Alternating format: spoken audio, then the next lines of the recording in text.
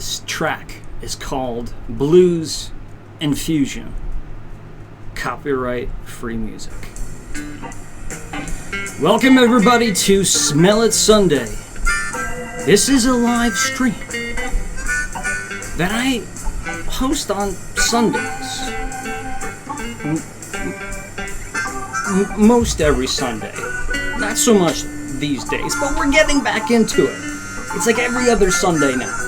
And then soon enough, we'll be back to every Sunday, plus spontaneous live videos. It's one of my favorite things to do, is to surprise you guys, go to a fun location, and do a live video on location. But something happened with YouTube recently. I've told you guys about this, that if you do not have 1,000 subscribers on a channel, you cannot do or host a live video on a mobile device. Now, my main channel, the Candle Enthusiast, if you're not subscribed, swing over to my main channel. That's where my edited content is. This is just my live channel where we hang out and have fun. That channel, we can do live spontaneous streams anywhere we want on mobile devices, but this channel, we got to get it to 1,000 subscribers, people. We have to get it to 1,000 subscribers. I've never pushed this channel because I wanted it to be this small little intimate space where we could hang out, but now that we need 1,000 subscribers, I think we just need a little over 200 people, which is not a lot. This song is not doing it for me. And if you're asking yourself why it looks a little bit spooky in the studio today, it's because I just finished a live stream on my main channel where I was discussing Yankee Candles' brand new fragrance for Halloween 2019, almost said 2009, Trick or Treat. Now, I'm not going to talk more about this because we just talked about this for an hour, but swing over to the main channel. This will not be released until the third Saturday in August, but I just did a completely spontaneous evaluation of this candle, and I shared my initial impressions and thoughts. I will inevitably do an edited video and more sneak peek, spoiler alert videos for Halloween Yankee Candle 2019, but I'll let you guys swing over to the main channel if you want to see that. Now, if you read the headline of this video, we have a different candle company that most of us, I would say, are fond of. And we have some pretty big news. Kringle Candle. So let me pull you guys up and let me tell you, just in case you're not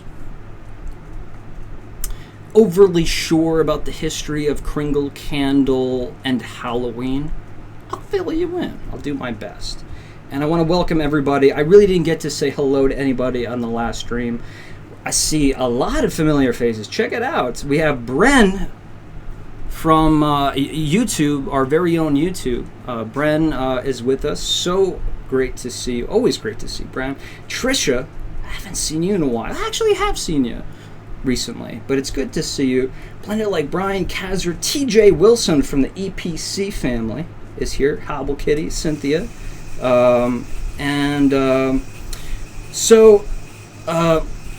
You know what? Let me just do this.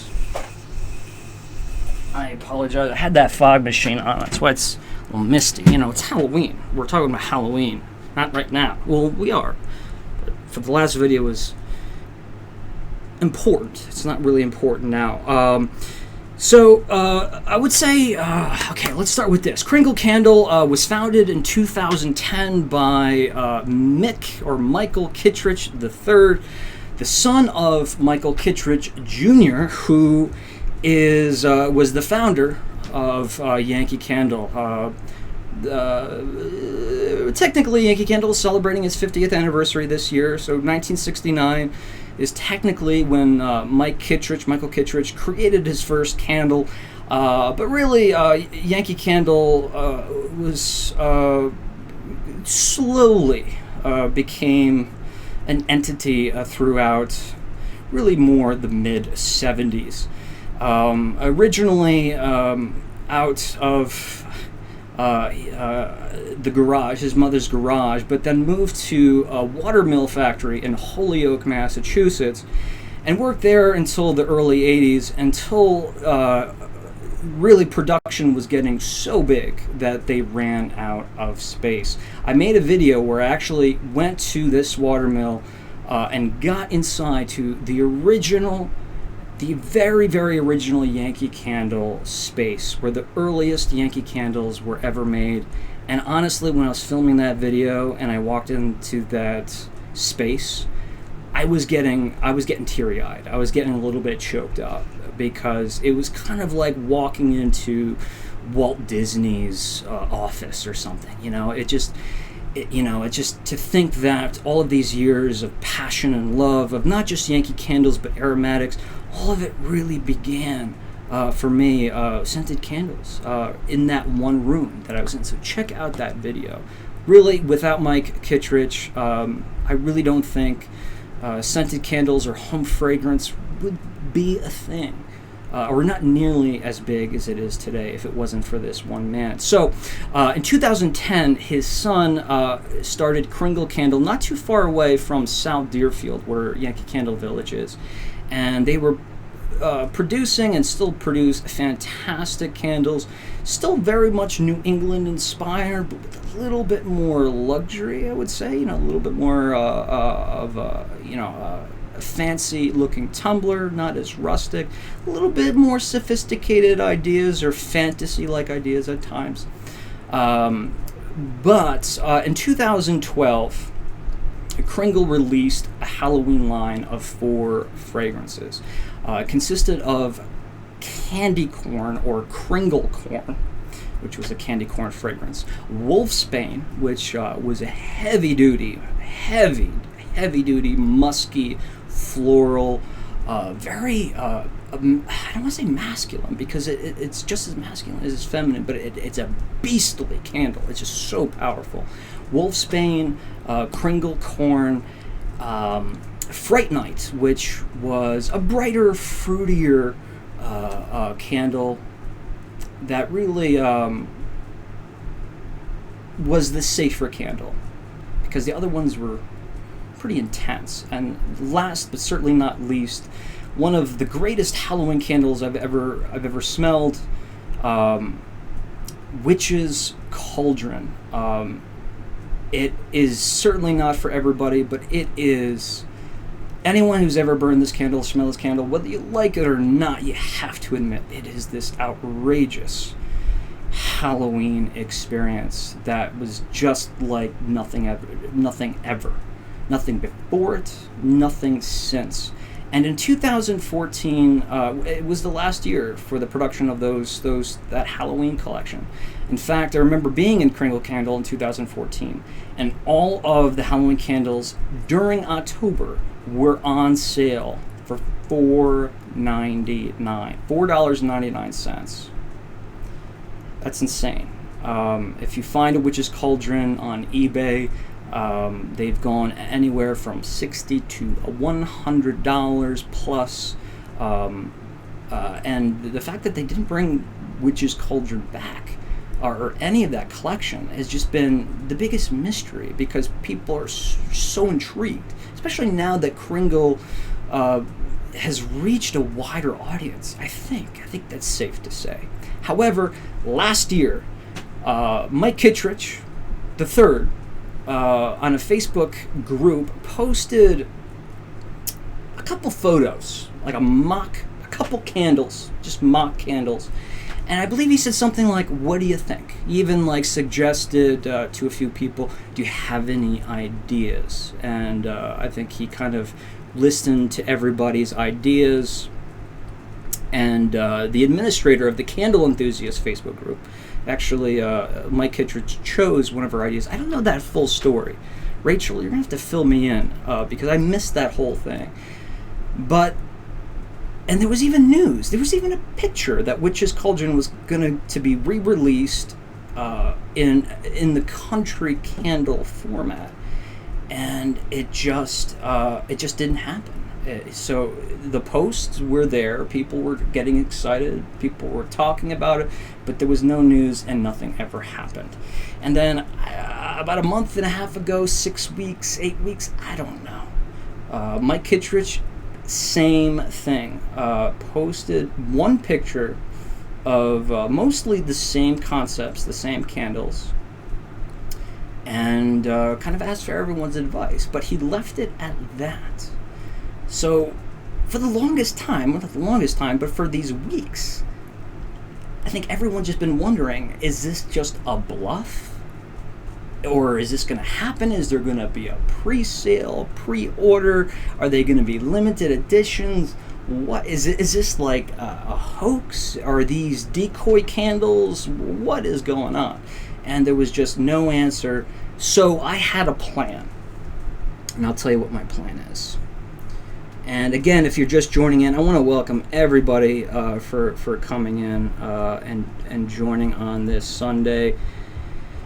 What I did was, since Mike Kittredge posted very vague photos of the candles, I spent some time constructing a little bit more of a higher quality, kind of a promotional looking design for the candles. These are the labels. It's just that, again, all of this these are not photos released by Kringle Candle. I just put them together in Photoshop. Bam. Here we go. So I have 3 out of the four candles here to show you. So this was one of the candles, a haunted house. On the label, we have very much, the Bates or not the Bates Motel, but the Bates house on the hill from the classic Hitchcock 1961 film Psycho. And because it's not exactly like the house from Psycho, but very close. I designed this kind of Bates Motel thing. We even have Norman up here floating in the clouds. Again, but I was doing this hoping that Kringle or Mike would see these so I could get his attention and ask him whether or not these candles were actually going to happen. Here's another one, Graveyard Night. With a label like that, with the jack-o'-lantern, it's, these aren't literal candles, right? These are what I call fantasy candles. It's not called, pumpkin and pumpkin rum or,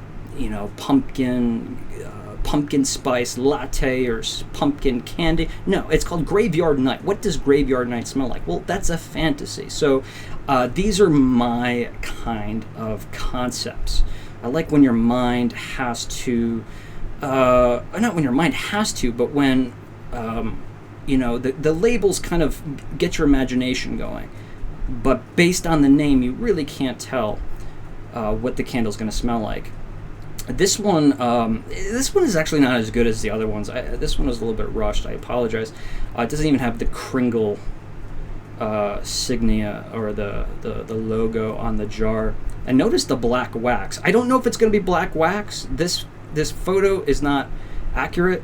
The whole jar looks like it has a mostly opaque black coating on it. So I don't know if the wax is going to be black or if the jar is just going to be black. But this one's called It's Alive. We have that zombie hand protruding from what seems to be a cemetery or deep within the soils in a forest. Very much reminds me of the original Sam Raimi's Evil Dead film poster, but it's alive. And then there's another one called Black Cat, and honestly, the photo just has it's completely black label with 2 cat eyes that are orange. So I didn't really put together a mock photo for that. I apologize. But what happened from there is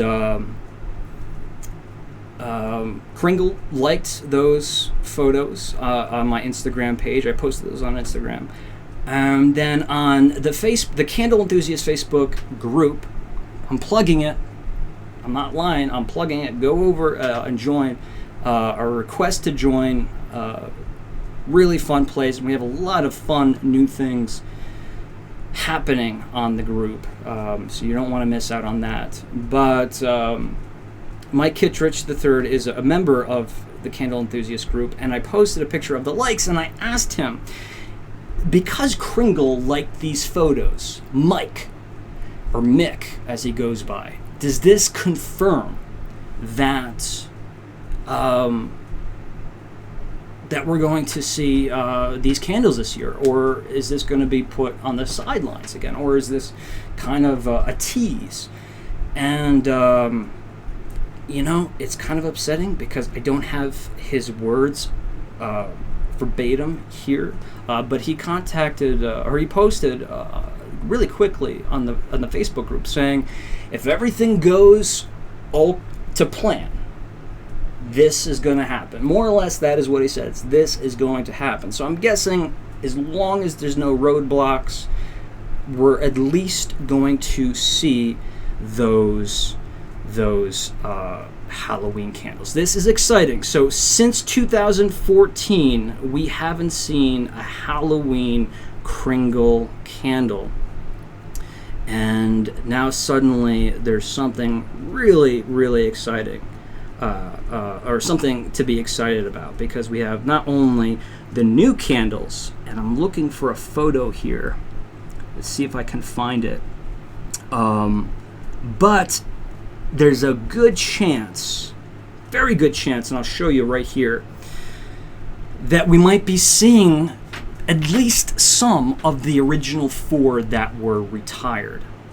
And how do I know this? Well, let me show you. Let's do this. No, we don't want that. What did we want? There it is. Okay, so this is the photo that Mike Kittredge produced. I kind of enhanced it a little bit.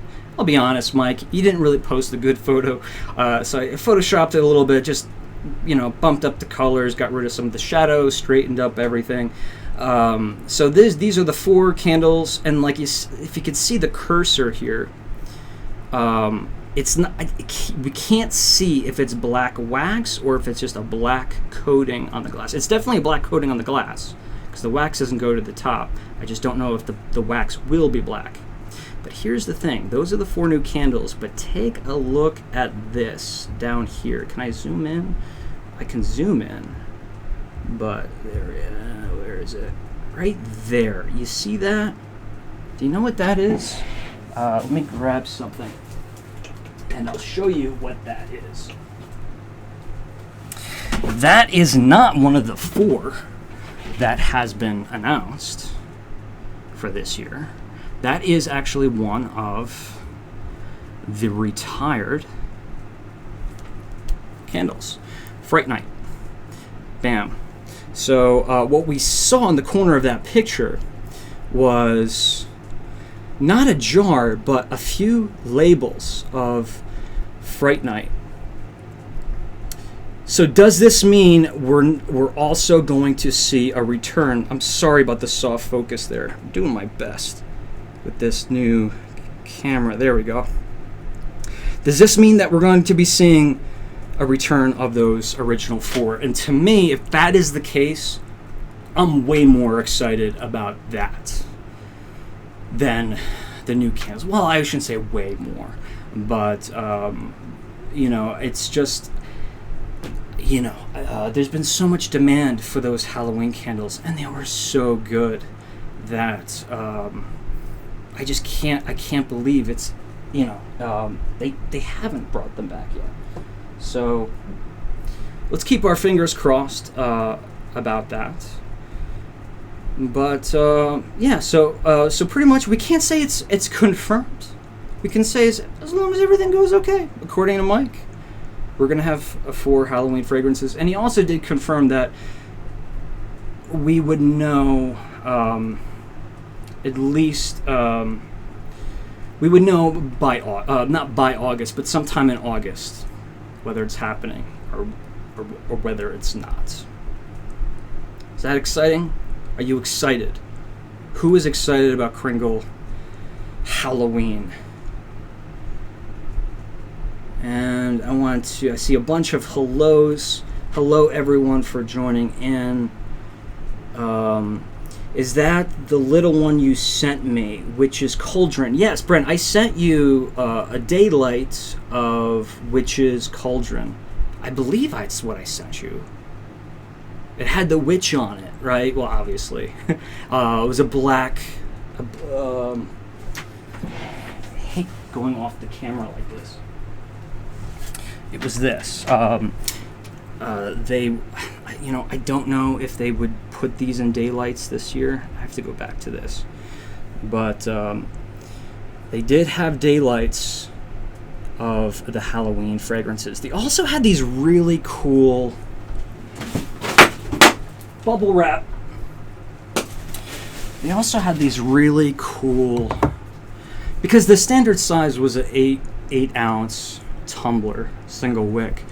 But they had these little mini guys. That's the Wolfsbane. This black satin finish glass with the aluminum top. Paraffin. Well, yeah, it was a Kringle candle. And then the Fright Night had this translucent purple glass. But yeah, the daylights. Brent, I believe I sent you this. Again, it's a wild candle. To me, it's smoky. It's like wet firewood. It's got this really nice amaretto quality to it. I always say it has this Dr. Pepper aroma. Honestly, the best way I can quickly put it in a fun way is like if you had a campfire and you took like 2 2-liter bottles of Dr. Pepper and you doused out the campfire with the Dr. Pepper, and you just smelled that billowing smoke. It's this really cherry sweet cola, smoky, earthy, woody aroma that has tons of bright notes. Fresh coniferous tree aromas. We could say spruce or pine, cedar wood, bubble wrap. A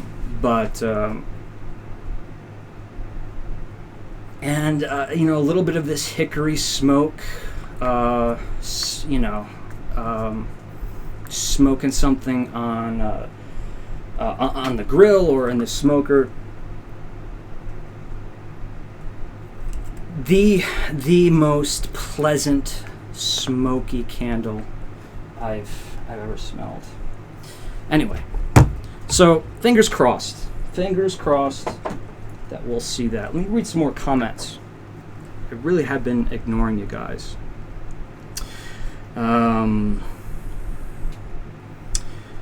So make sure you check out that video. Brennan and I did a collaboration a while ago. She sent me a mystery box. I sent her a mystery box. And it was so much fun. I did this with Anthony from Candle Cafe. I did this with Doug from Spooky Villages / Hauling Wax. And I would love to collaborate more and more. But we just kind of sent like wild candles to each other. Some things that we like, some things that were kind of crazy. And it was such a fun little experiment. But definitely check out those videos that Bren and I did. She's got one, I have one. And Trisha, oh yeah, Trisha's excited. Trisha, I know Trisha's a huge fan of those retired Kringles. I worked so hard, guys, so hard to hunt down these candles after they were long gone. And what happened was I actually found, straight from the source, unopened manufacturing boxes, sealed, never opened to the light of day, sealed candles of each candle. I got a couple cases of each candle from this guy who was just storing them in his warehouse. He had no idea what he had, but he had got them directly from the headquarters in Bernardston, Massachusetts. So it was just crazy. I actually had like the cardboard boxes when I opened them, and the big label that said like Witch's Cauldron on it. Like they had never been opened. They had never been on the shelf. They had never been priced. So it was great, and I kept a case of each for myself. So hopefully that'll last me a lifetime. But if they're re-released, anyway.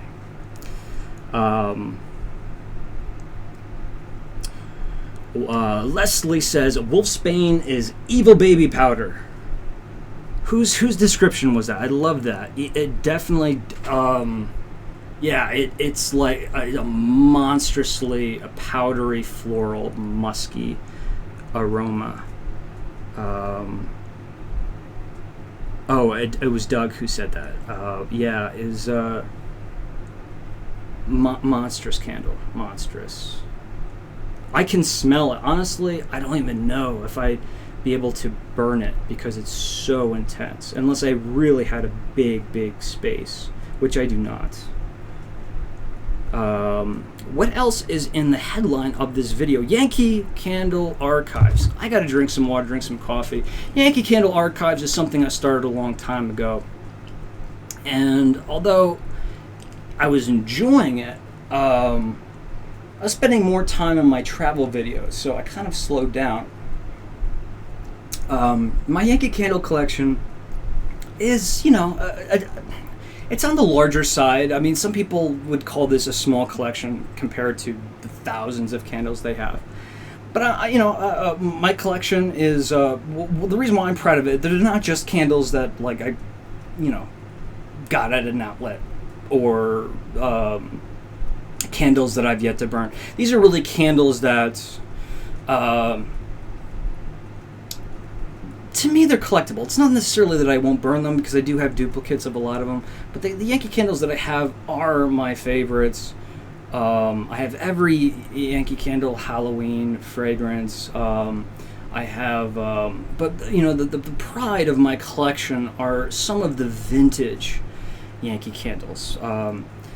The Black Band candles that spanned from the early 90s to 2004. 2005. The label was slightly altered in 2006, 2007.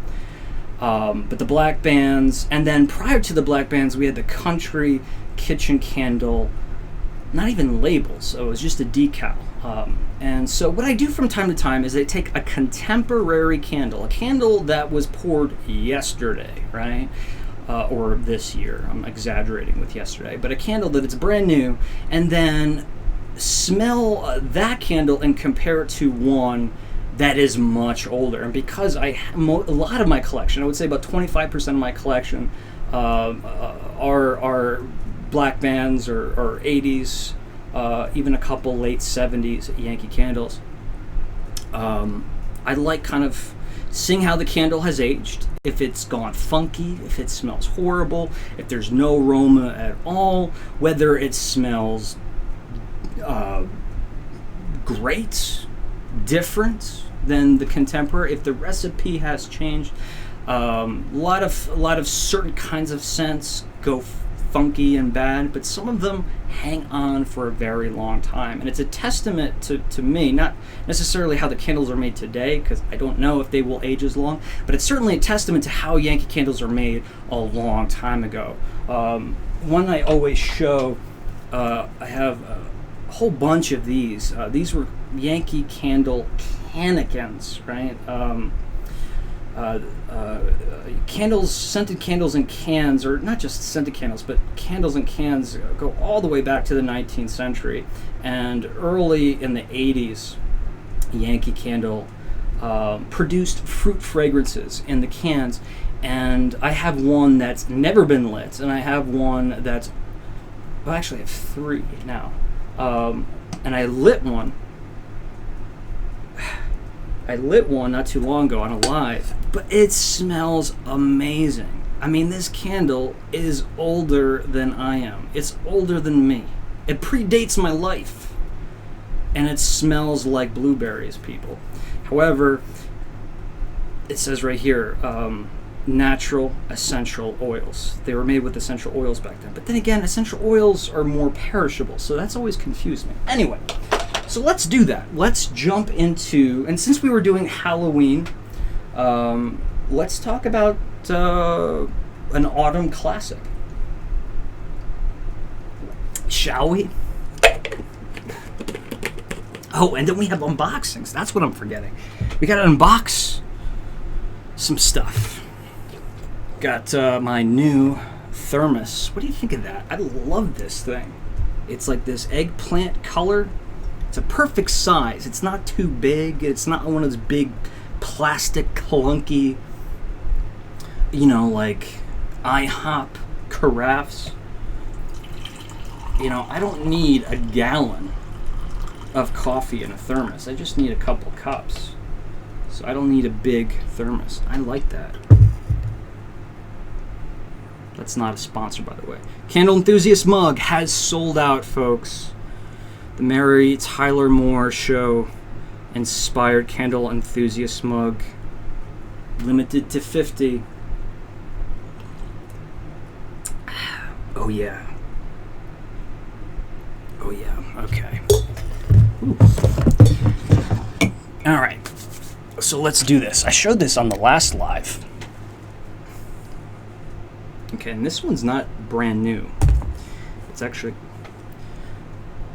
about 5 years old. And this one, I'm getting better at narrowing down because there's slight differences in little details to help you kind of narrow down the age of this candle. This isn't a really old spiced pumpkin.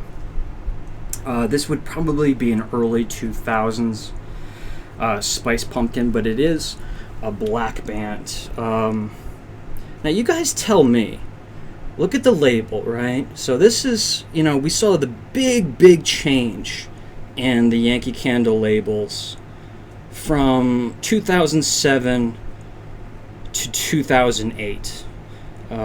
You see how the name of the candle is right on the photograph. So if you were to buy this in 2002, this is what it would have looked like. And then if you bought this candle in 2008, it would look like this, although this is a 2014 spiced pumpkin. So which one do you prefer? I mean, maybe I'm being a little bit geeky here. I am sorry about this. This is why I love to edit.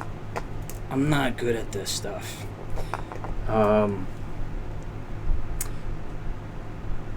It's the same photo. The older one, the black band, is actually cropped. Anyway, let's start by smelling the 2014. So spiced pumpkin, it's all in the name. Spiced pumpkin, right? Meaning a pumpkin that's been spiced. Hear me out. Whereas a lot of people commonly call this candle pumpkin spice, which would imply the spice that goes on to pumpkin treats, but not necessarily pumpkin at all. So by switching those two words, pumpkin spice or spiced pumpkin, it's a big difference. So spiced pumpkin, this is a Yankee Candle classic. This dates back to 1981, but if I really I would have to imagine that that's the only documented year. I would imagine this was an early fragrance in the 70s as well, when Yankee Candle was in Holyoke, Massachusetts. God, it's just so wonderful. And what's sad is that every autumn candle is just baking spices. So when people smell this now, they're like, "Oh God, it's just a typical pumpkin spice candle." But no, there's dairy creaminess components. There's frosting, buttercream components in here. Not tons of fruit, but there are some bright notes. If you kind of connect the dots and use your imagination a little bit, you can start thinking of like baked apples, spiced baked apples. Yankee Candle had the poached pear flambe last year, and the reason why I'm bringing that up is if you've ever had Calvados. Calvados is an apple brandy. It's just a gorgeous aroma, and it's such a great descriptor for candles, because every now and then I do get this apple brandy note. I'm not necessarily smelling the apple, but what I mean by that is that there's this the vanilla that you pick up from oak barrels. We're getting this strong vanilla aroma that just softens all of the spices, right? So it's not this big, eye-gouging, baking spice explosion. I always say, like, throw a cherry bomb into the spice cabinet. Those candles, I know a lot of people love them, but to me, they're just chaotic messes, because all you smell are baking spices, and every other nuance is masked or covered up. And there's like the creaminess. I said dairy and I said buttercream, but think of like cream corn, the sweetness of cream corn. It's savory, obviously. It's a little bit salty. It definitely, when you smell this candle, it actually, might make your mouth water a little bit. Excuse me. I wasn't crying. I was sounded like I was about to cry. What was I going to say? Yeah, so to me, this is, although this is one of the definitives, this candle and Yankee Candle's Harvest are the two like classics, and if you burn them together, absolutely fantastic. In fact, Yankee Candle used to make a candle called Pumpkin Patch, which wasn't a swirl candle, it was homogenized. I'd grab it, but it's back there. Well, yeah, it's back there. Just take my word for it. It has had a bunch of different labels, but it was a blend of Harvest and Spice Pumpkin.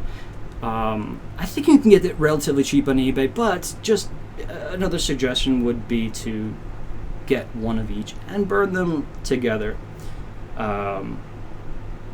So Spice Pumpkin, so cream corn. I think there was something else I wanted to say. Oh yeah, so although it's a definitive autumn candle, to me this, again, I said this in my last video, this is what I would consider autumn phase 3. Hear me out. Autumn phase 3. Autumn phase 1 is late August, September. Autumn phase 2 is really Halloween. Autumn phase 3 is post-Halloween and pre-Christmas. So think Thanksgiving. This is, to me, a very November candle. Love it. Love it. This 2014 is holding up like a champ. That's really good. That's really good. Let's take one more look at that label. Because the label looks much different now. Much different now. How's the hair? The hair doesn't... I'm not liking it. It looks like I just got out of a swimming pool. It's not even wet. It's just... It's bad. I have a big insecurity when it comes to my hair. A lot of you know this. got like a Gene Wilder thing going on. Willy Wonka. Now, again, so early 2000s black band. It could be older. I'm just, again, there's a few little barcodes are slightly in different, not barcodes, but manufacturing codes are slightly in different places. There is an acquaintance of mine at the Yankee Candle Village who's a veteran of the Yankee Candle Village who is, I think I don't know what his exact position is, but he's like the stock manager, right? So he can look at any candle from any time in Yankee Candle's history, and by looking at the candle can tell you precisely when that candle was released. I just need to sit down with the guy so he can help me out with this. We talked about it, but last time I was there, he wasn't in. So let's see if this is different. Let's see how this is aged.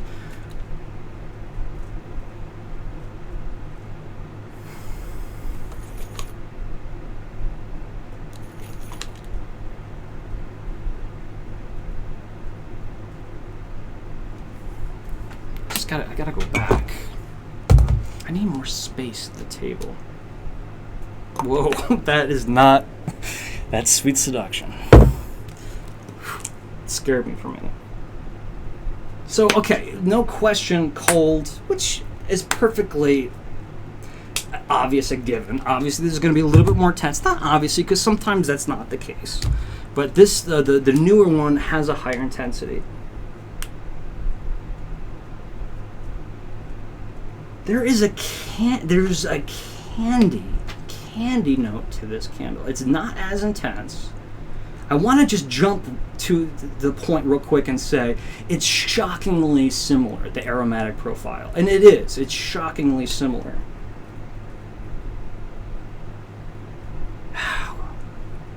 All right, so again, let me just have fun with this. Let me have fun with my descriptors. Well, it's always good when I get something unique. I hate repeating myself.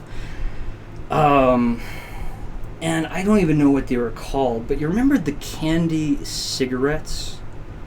Such a bad idea. I mean, obviously there were old candies, but I remember even having them as a kid. You'd get like the cigarette pack, for anyone who's really young and wouldn't remember this, you'd get like the cigarette pack, and inside you had like candy cigarettes. They were these like compressed, powdered, crunchy little sticks, right? They weren't tart. They were just they were powdery sweets, like I said Necco wafers last time, but yeah, like let's say like a Necco wafer. So not tart, a little bit sweet. And I wonder what it is specifically about those cigarettes that candy cigarettes that makes me get that. But the point is, I'm guessing is that there's kind of this confectioner's powdered sugar penny candy quality on this candle that makes it a little bit different. It almost has the aroma of a box of candies that you finished, and when you smell the inside of that box after all the candy's gone, maybe even like this little bit of this, candy was once in this box kind of smell. I stand by everything I'm saying right now. Intensity's lower, but this is what I'm talking about, guys. This is what I'm talking about. There is no signs of funk. This candle hasn't spoiled. It hasn't turned. It hasn't, in the wine world we say, it gone down its inevitable decline. Some of these old-time Yankee candles, I won't say they age like fine wines, but their shelf life is insane. Yankee Candle recommends you burn a housewarmer jar from when it's new. You have about 5 years to burn it.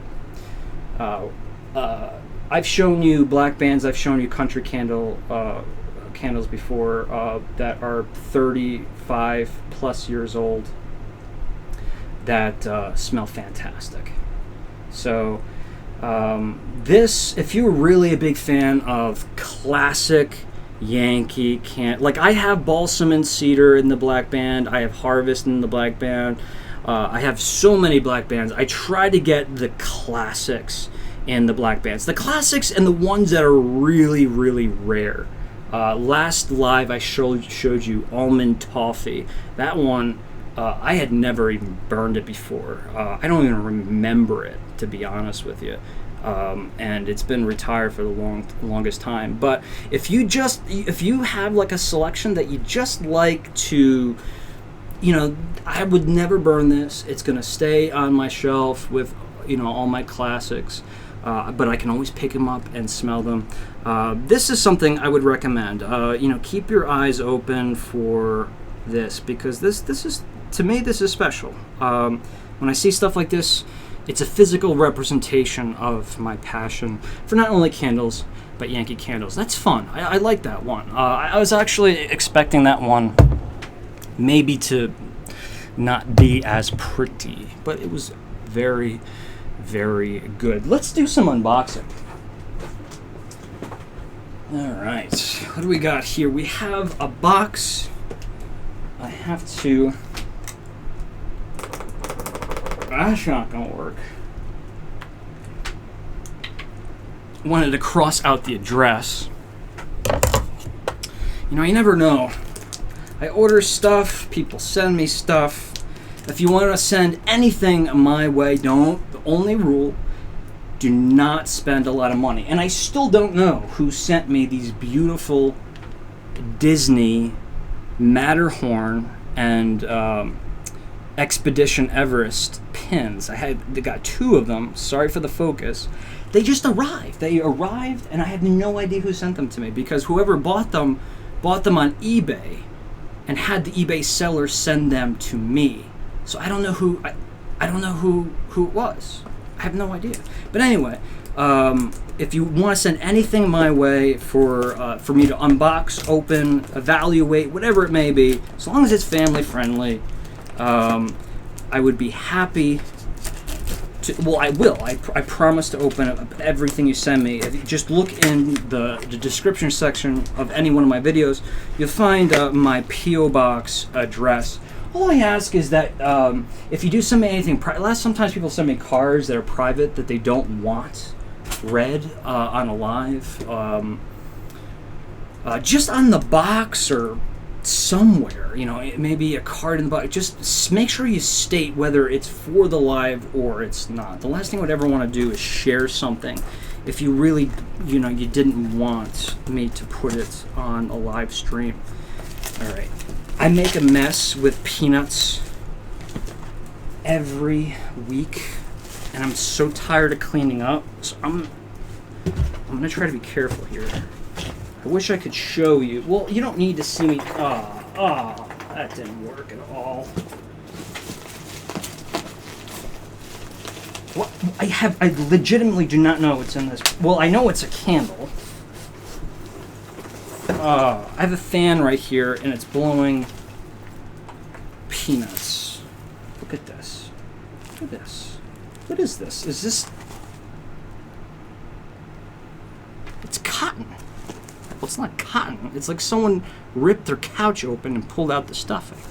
It works. I know how this goes. This is when you have scraps of bubble wrap. A big pile of it. Yeah, look at this. It's like 5 pieces of bubble wrap here. It's all good. The candle's in one piece. Nice little pink bag. It's a Yankee candle.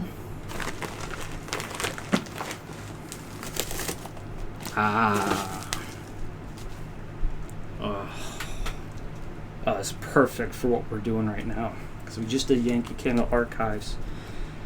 This is exciting, guys. I've never smelled this candle. I know this candle. Maybe I've smelled it. I just can't remember, because there's so many candles that are similar in name. This is a black band. Christmas Berries. I remember now. So this is... I found this through a seller. It wasn't on eBay or anything, but a seller somewhere out, for me, out west. And had them ship it to me. I was a little worried because this time of year with the heat,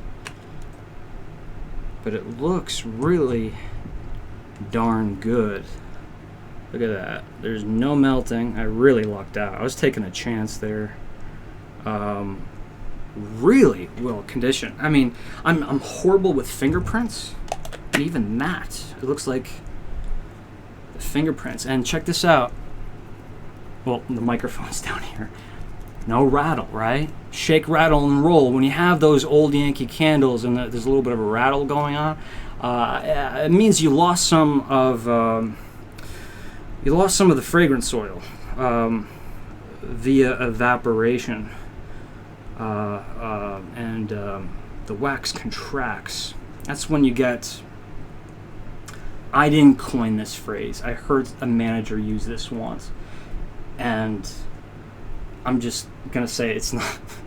I feel like it's a rude thing to say, but this Yankee Candle manager called it Yankee Candle cellulite. It's when you see, you know, the kind of the nooks in the crannies in the wax, and you know that what's happened is the oil or the wax has been exposed to heat, which pushes the oil to the outside of or to the closer to the glass of the jar, and then evaporation occurs, and what you're left with is like a bunch of craters, little nooks and crannies, but definitely not the case here. Christmas berries. All right, we were talking about Halloween. Now we're talking about Christmas. Is anyone familiar with this candle? I mean, I have seen it. I know it. I just, even if I have smelled it, I would have no idea. I mean, I can take a guess. Christmas berries. Talking about holly berries. You know, the strand of cranberries on the Christmas tree. On the label here, we have, what do we have? So we do have some winter berries. It's kind of like the snow-dusted bayberry leaf label from last year. We have kind of the winter berries that has that winter frost on the berries, on the leaves themselves. Usually candles like this are big and bright and tart. Winter berries do not smell that way. But when we think of holly berries, not halle berry, but holly berries, we think about red currant, cranberries, pomegranate, red fruit. So let's see what we have here. Let me get the... Okay, Blended Like Brian says, reminds me of sugar plums. That, you know, that's...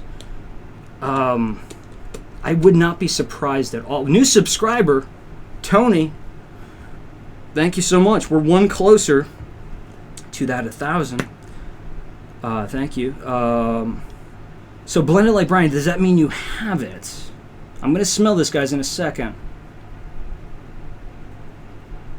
I loved candy cigarettes. I would pretend to be all grown up. They were almost the texture of those after dinner mints. Yes. Hobble Kitty, excellent point. So in the diner, right, when you're paying your bill and you have that little bowl of mints, and they have like the tongs, those little mints that are like the shape of like gnocchi, like little nuggets, right? And they're not dense. They're actually super chalky and, you know, easily crunchy, and they kind of melt in your mouth. It's excellent call. Excellent call. In fact, if I knew the name of those, I might steal that descriptor from you, Hobble. Popeye Candle Cigarettes. Don't forget to give Shane a thumbs up. Thank you, Leslie. Yes, thumbs up are huge. It lets YouTube know that you're enjoying the content. The label is pretty. It certainly is pretty. I think that's what really convinced me to get it, was the label. Hello from New Jersey. Christmas in July. There you go. Laura says Christmas in July. So I have a perfect reason to talk about Christmas right now. So we're talking about Christmas. We're talking about Halloween. We're talking about Thanksgiving. This was an eBay purchase. Just doing classic Yankees. I guess you're telling people what we're up to. Pillow mints. Is that what they're called? Pillow mints? Oh, that's so cool. Dinner time. All right, Laura. Laura, one of these days I have some questions for you. Laura knows a lot about Yankee Candle, and I need your help.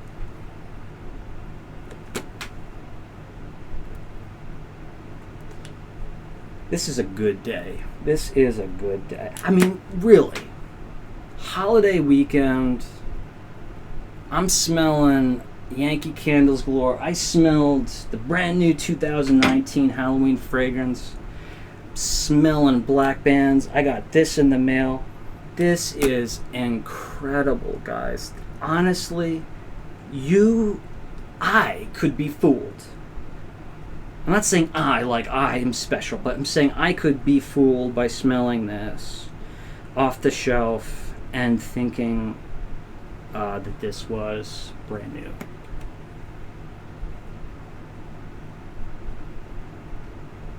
I say sometimes that pine candles don't age well, and there's a cedar, pine needle, rosemary, citrusy rosemary thing going on here, so we'll talk about that in a second. Sometimes they don't age well at all. And I think Bren left. I wanted to tell Bren, I see her candle that she gave me right there, Sweater Weather. If you're still watching, I can't burn it. Because it's like, when something like that's a gift, I'm just going to have to, when the new ones come out this year, I'm going to have to go get one and burn that. But anyway, I think I missed her. So yeah, pine candles sometimes don't hold up well, and if there's anything in this candle that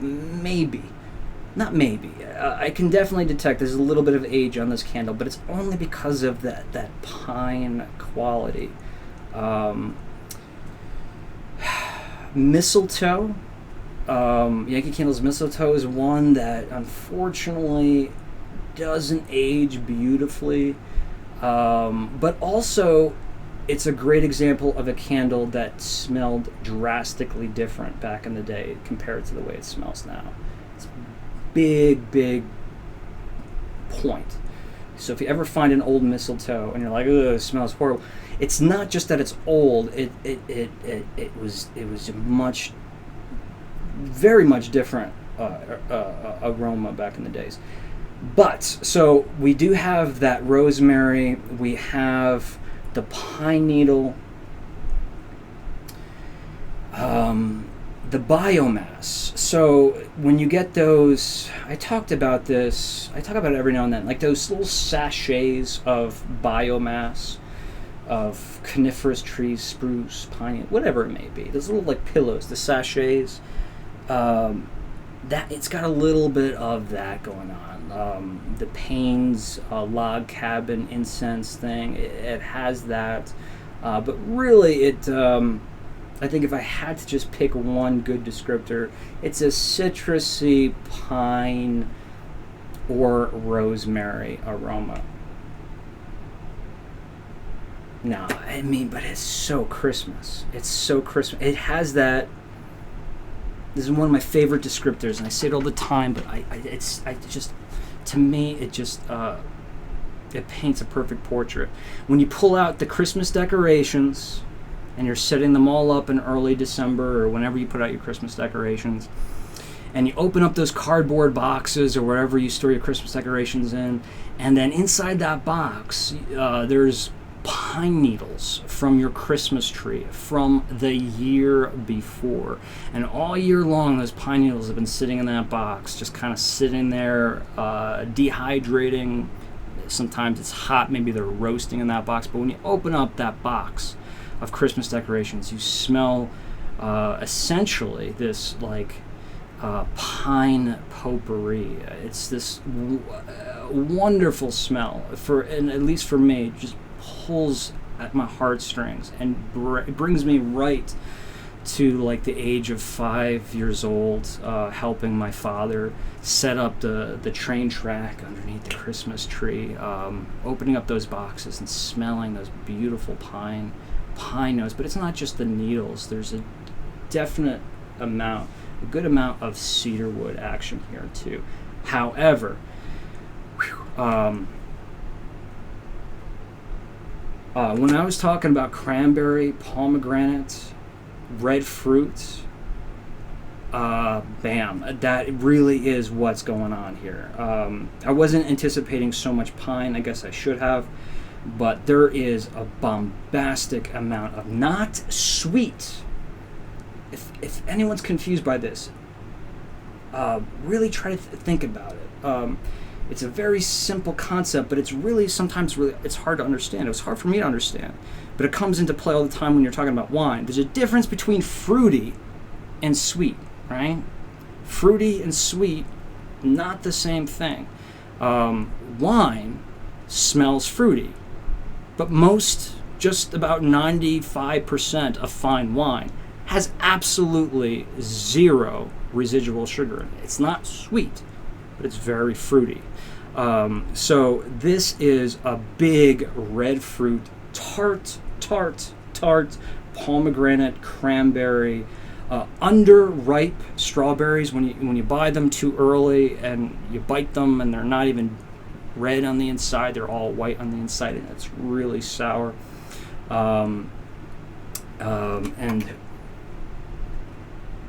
And somebody said sugar plum. I don't have a sugar plum, but I definitely get a little bit of like a stone fruit, like an underripe plum too. And in fact, this candle is reminding me so much. Oh, it's right there. Perfect. There's 2 candles.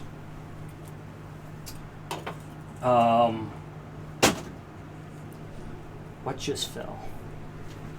I don't know. There's 2 candles that I really enjoy that this is reminding me of. I'm so happy to have them here. One that I just don't hear anyone talking about. It's not made anymore. I've absolutely love this candle. Winter Berries. Look at that label, guys. Come on. In fact, I love this label so much that I spent the longest time looking for decoration, fake berries that looked just like that. You know, the little sprig, the berries, and not frost, but that thick ice that makes those berries super shiny. And then Nancy, our good friend Nancy, found a perfect set. I have them right there up on my shelf. But this candle right here,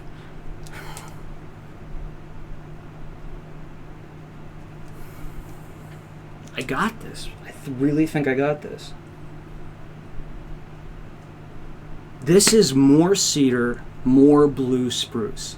Yes, there's a difference. You know there's a difference between blue spruce and pine needle or pine sap. This doesn't remind me necessarily as much of a Christmas tree as it reminds me being out in the forest among the trees. It has that tart red fruit of the cranberry, but it's the pine notes that make this different. And this one is a little bit more sour. I like this. I mean, you can't smell sour, but again, it's a perceived sour. And I adore this candle, Winter Berries. So, kind of similar. I highly recommend you look for this one, Winter Berries. And what's great about this is you can burn this all winter long. You know, I'll burn this in the summer, if I can. But another candle, and this is a little tricky because this candle was released twice, and it was a completely different fragrance. This was the Winter Wonderland collection. Actually, it may have been released 3 times. But anyway, the Winter Wonderland collection. This was the original release, which was what, 2015, 2014. Sleigh Bells Ring. Are you listening? We have those stars. Oh, come on. The horse-drawn carriage focus. There we go. Horse-drawn carriage. I like that label a lot. I do. And I love this collection. I remember the year, they had a license because, all these candles were named after lyrics of, what's the name? I guess Winter Wonderland is the name of the song, right? And I remember it was A Dream by the Fire. I have it right up there. When that sold out the first year, it was on eBay for, I think it was selling for $154. And then they released it again the next year. So yes, this was released 3 times. But the last time this was released, it was nothing like this. It smelled like cinnamon and fruit. But this original one, woo! More of a soapy amber.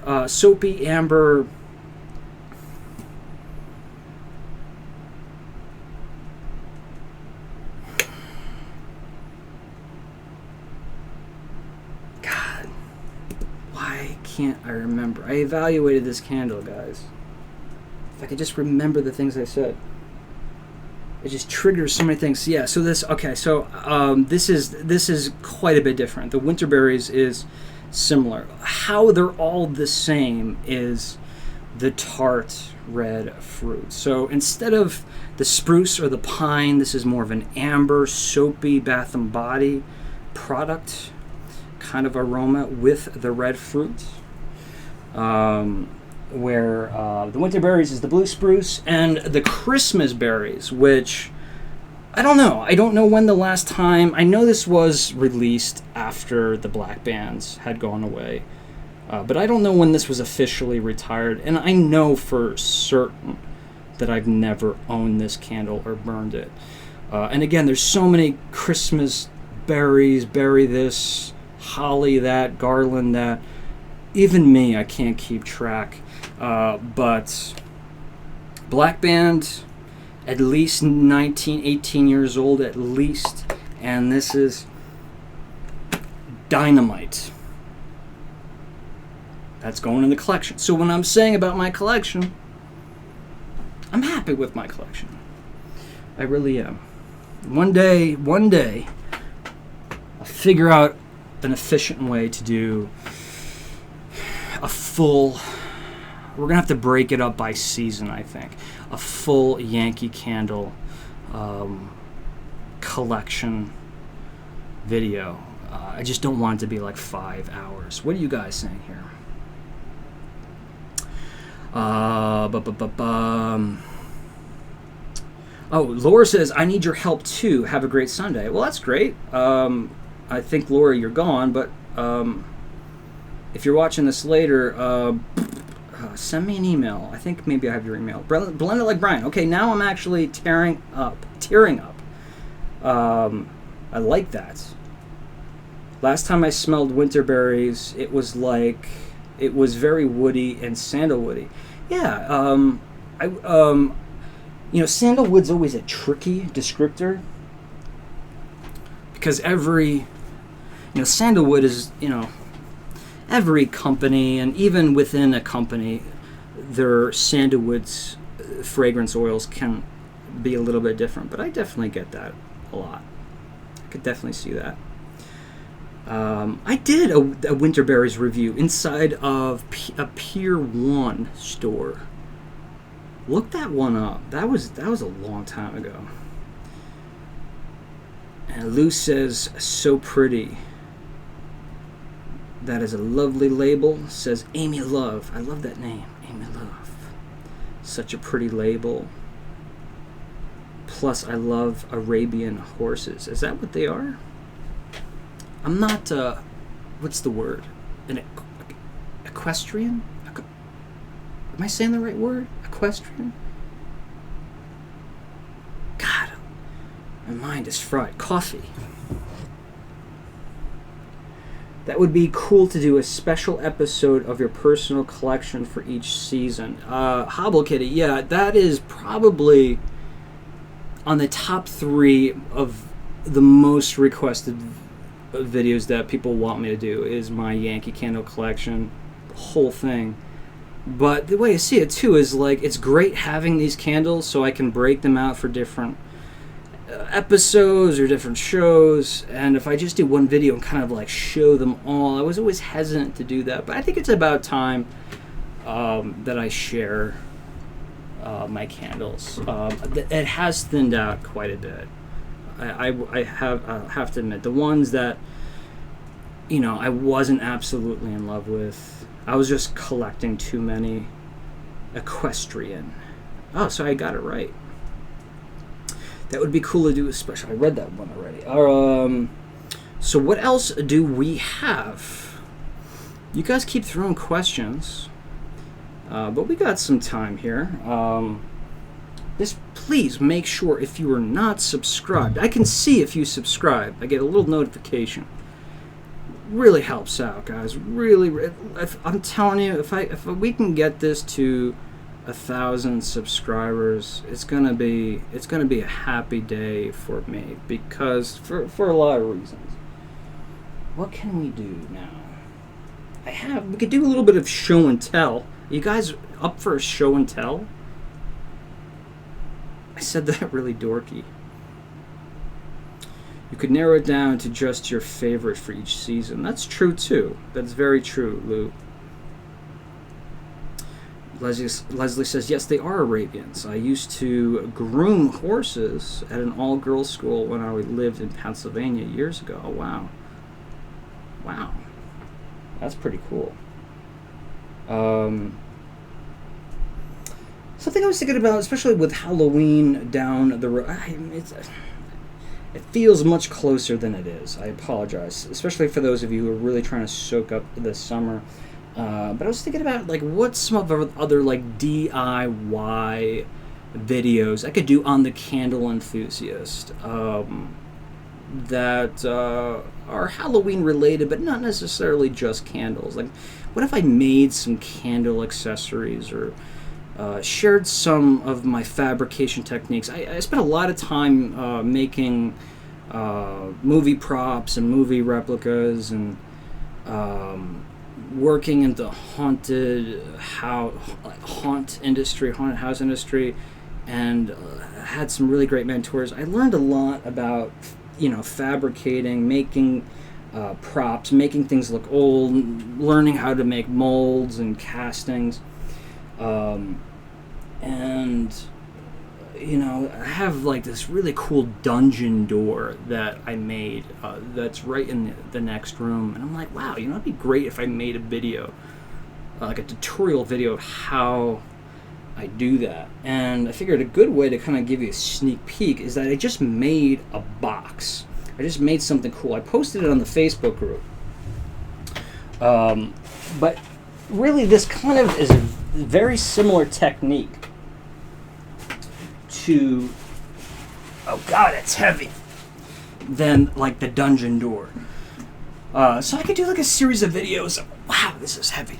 Of making props for Halloween. I love doing this kind of stuff. So I took a lockbox, like a safe lockbox, one of those ones that you get Staples with the key. It was an old lockbox I had, and I'm not going to get into why I did it, but I thought it'd be cool. Like, wow, you know what? I'm going to turn this into like an Old West, or at least an early 20th century dynamite box, like a TNT box. It was a project that I wanted to make, and I was thinking about it for the longest time. And here's just about the final product. There's a few little details I need to do. Ooh, man, I gotta get the camera. Look at that. So underneath is the lockbox. So if you open it up, you can see, whoa, that could have cut off my finger. You can see the lockbox. but I I just bought a bunch of soft wood. It's probably pine, I'm not sure. And I distressed the wood. See how you get those really nice grooves. I mean, this looks like it's been through World War II. I mean, it's weathered, it has those beautiful grooves. Some metal work, some bolts, and some reinforcements on top. And then anyone who hasn't seen this on the Facebook group, can anyone tell me the reference? There's a name on the box. It says Arch Stanton Company. What is that reference? Don't Google it. Don't Google it. Does anybody know that reference? But this is pretty much what the dungeon door looks like. So I was thinking about, would that be a cool idea of like doing like a series of maybe something like this, how to make very simple mold so you can reproduce some spooky Halloween props, maybe some sculpting techniques, anything that would just be not super simple but affordable, and definitely anyone could try. I don't know. I think it would be cool. It would give us a little bit of a break some weeks, as far as candles are concerned. Yeah, Leslie said it looks like a pirate's loot box. It does. It's kind of like a pirate's booty kind of thing. I kind of improvised with some of it, but I'm okay with that. It doesn't have to be a TNT box. I just wanted it to look cool and old. Make a prop out of your favorite candle label. That's a really interesting idea. Wow. Like, what if, like Happy Halloween? Say something like this. That would be a great thing for Yankee Candle to do, to make like real life dioramas of like physical cutouts and props, dioramas of some of their labels, like displays. It's actually a really interesting, cool idea, Leslie. I like that.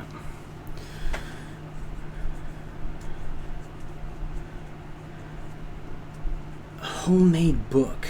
That's awesome. I would love all that. I'm making a handmade hardcover book for my niece. I wish I could sew better. Blend it like Brian. Are you sewing by hand, or do you have a sewing machine? I'm guessing maybe you're using leather. Sewing leather is such a pain. In fact, I was actually just sewing I was making like a leather pouch, it kind of is related to this project. It was like an Old West tobacco or coin pouch. But I had to sew, like sometimes through like 3 layers of leather, and I was doing it by hand because although my sewing machine could handle it, I didn't have the actual needle to do it with.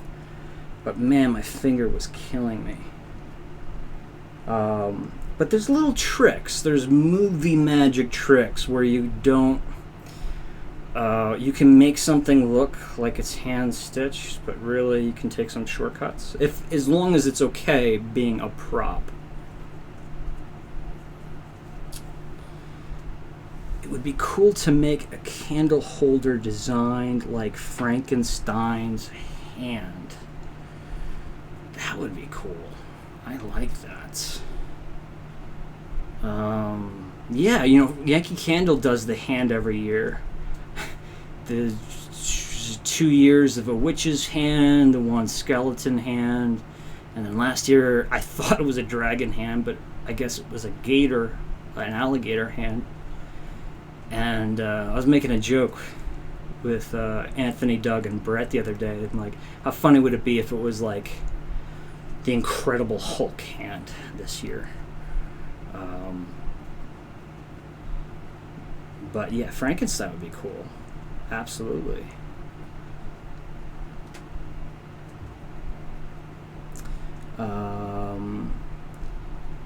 Anything jack-o'-lantern I'd be down for.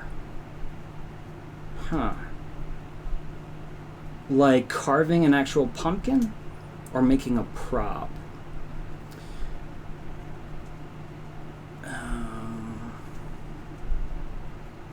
It would be cool to make a candle holder design like Frank. I read that already. It is a cool idea.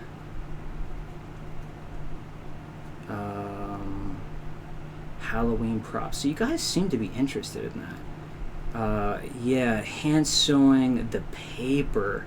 Oh man, Brian, that's rough. Oh,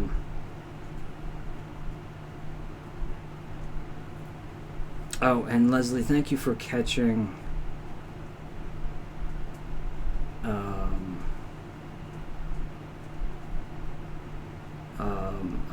I didn't hear what it said.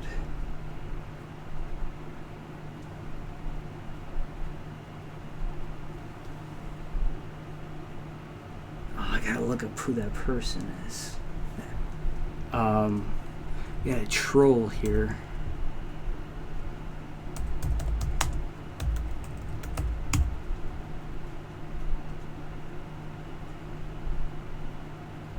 I'll take that.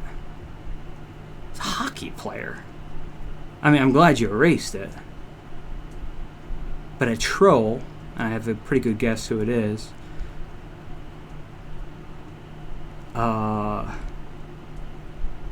He's a good-looking guy. I think I have more hair than he does.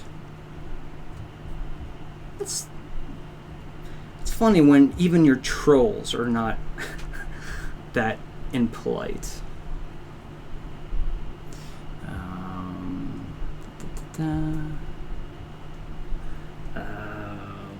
What else do we have here? I want to make sure I don't forget anything. Okay, so let's do this. I got more show and tell. I posted a lot of this stuff on the Facebook fan group, and this is really gonna maybe make me look like a dork, but I am a collector of everything movie props. This is right down my alley.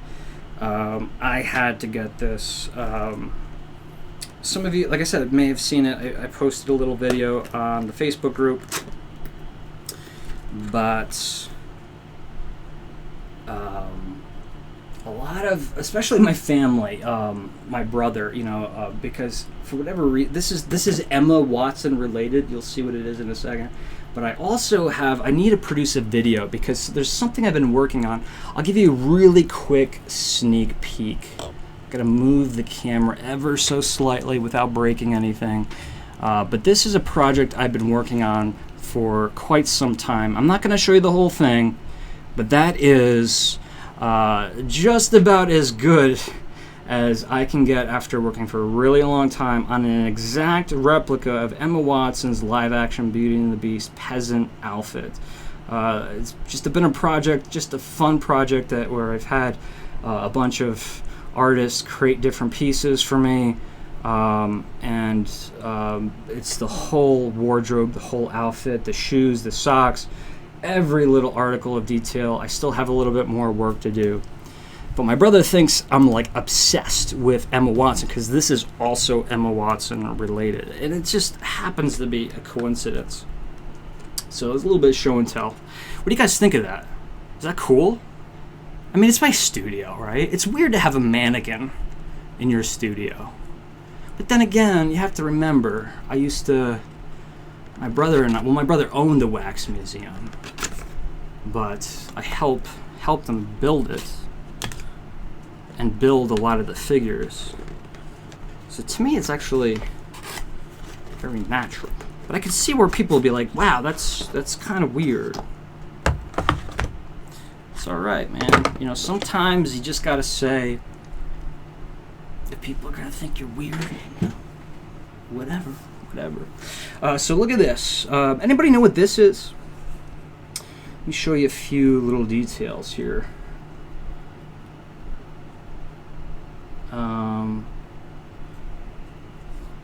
I have to admit, when the film series Harry Potter came out, I saw the first one in the theater. I remember seeing it way back when, and then I think I saw the second one in the theater, but I never was a Harry Potter fan. Like, I never read any of the books. I saw the movies. Even when the Wizarding World of Harry Potter was announced for Universal Studios, I didn't really care because I wasn't a fan. I hadn't seen the movies. I'd never bonded with the series.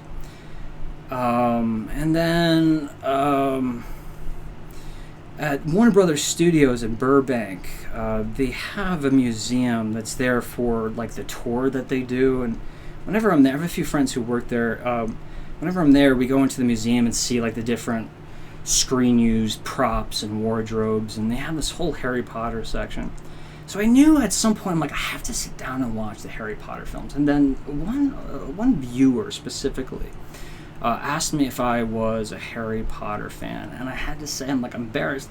I really have never seen them. So last Christmas, I purchased them all on iTunes, and I watched one movie a day for 7 consecutive days. And I have to say, I'm excited. I liked them. I mean, I'm not gonna say I'm a die-hard fan, but I really did enjoy the experience. And Hermione is just awesome. I do like Emma Watson. I'm not. It looks like I may have some weird obsession with Emma Watson, which there would be nothing wrong with that. But this is an officially licensed Warner Brothers, pretty darn close to 100% authentic replica. We have the Ollivander's box that her wand is stored in, and all of the little intricate details, right? We have its line. It's really hard to photograph this, but it's lined with the green velvet. And if anyone's confused what's inside, especially if you haven't seen the movies, this is Hermione's wand. Other than the first 2 films, Emma Watson used not the same exact prop, but this wand this is made from the original mold of the one in the film. And it's the same one that she used from the 3rd film to the last film. The first 2 films, it was a completely different wand. But when I looked at this and I saw this, I'm like, I knew it couldn't be handcrafted out of wood. It's not going to be whittled. Each one is not going to be whittled. So I knew it had to be, because I make stuff like this, I knew it had to be made out of a resin plastic. Resin plastic is what I make. You guys know I make stuff like this. Is the Marilyn Monroe plaque that I have. It's a very, very hard polyurethane plastic, and that's what this is made out of. But I was convinced that it would look really crappy, because to make something like this, the mold needs to be in 2 pieces, which means you're going to have a hideous looking seam that runs on either side of the prop. But I have to say, I can see the seam, but to someone who's not familiar with making molds, this is a really, really well made and painted prop. Let's see if I can get a better focus on that. Really, I think for a few moments, if you told me this was wood, I'd believe it. Especially because it has, I think there has to be some kind of weighted, whether it's a piece of aluminum or a piece of wire, some kind of metal inside that gives us a little bit extra weight. But, like I said, I'm not a huge Harry Potter fan, but I love props like this. But if you are a big Harry Potter fan, I know some of you are, I highly recommend this. You can only, there's a bunch of knockoffs. There's a bunch of licensed ones that are lesser in price. They're just not, in my opinion, they're just not as good. This is made by, licensed by and made by Warner Brothers Studios, and so I think it's wbshop.com. Just Google it. But the real great thing about, I think, this prop is that I don't need to make a display case for this. You know, I was thinking if I just bought the wand, I would have to buy, you know, kind of fabricate a rack to hang this wand on. Nah, just keep it in the box. And I like it so much, maybe I will get Harry's wand. But I don't know. I always like the female characters, you know. I like my Disney princesses, obviously. And really enjoyed, I think this is the best thing about the whole Harry Potter series was the Hermione character. So bam, a little show and tell action. You guys think less of me now? Dork? I don't mind being a dork.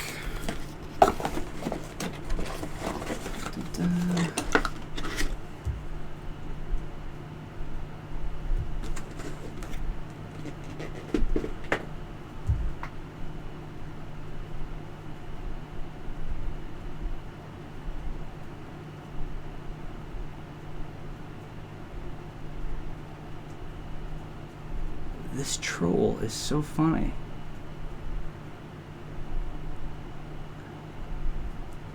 Guys, thank you for catching all these. But it's just so funny because it's like, it's completely not insulting. Like, I want to tell him to try a little bit harder.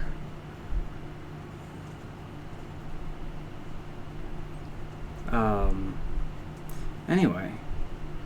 That's just, it's odd to have that many in one show, but it's good that we have you moderators here. What about any questions? I always like opening up to questions, but the thing is with this new live stream camera, there's a solid 30, sometimes 45, I was going to say 45 minutes, 45-second time delay. So sometimes I ask you to ask questions and you ask them, but they come much later. Oh, Nicole, I'm sorry.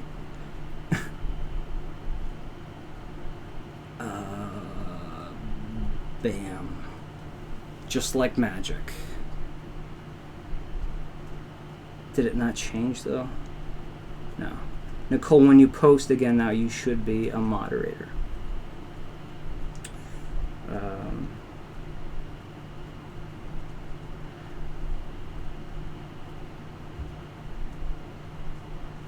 But what else did we have? I feel like this whole day is going really quick. I did 2 lives, and I covered a lot. No more unboxings. I think that's it. I mean, I'll ask if you guys threw me some questions, but I have some questions for you guys. What you can do is list them in the comments below when this video is uploaded, or like I said, swing over to the Facebook fan group, and that's a great place to communicate not only with myself but the moderators of the group. We have some other YouTube personalities that I'm sure you guys are familiar with, who are members, so it's a great way just to communicate with a very, very friendly crowd. When I say friendly, I can't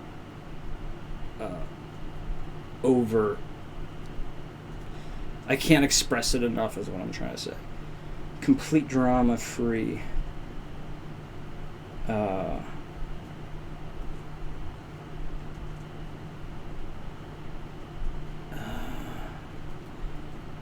Okay, so for these trolls, this is fun. This is fun. Trust me, this is fun for me. For these trolls, keep in mind I have this great program. This is how I know who, at least who's doing this today. This is how I know who you are, because by cross-referencing these names, I have a program who can narrow down a bunch of information on location and some information about the profiles and the emails that are attached. So I hate to break it to some of these trolls, but I know exactly who they are. But just to be the better person, I don't mention it, but I will if it keeps happening.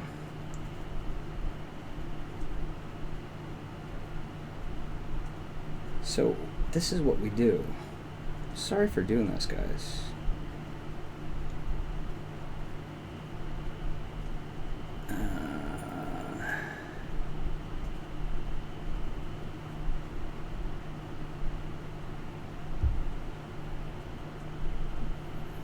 What we gotta do is like just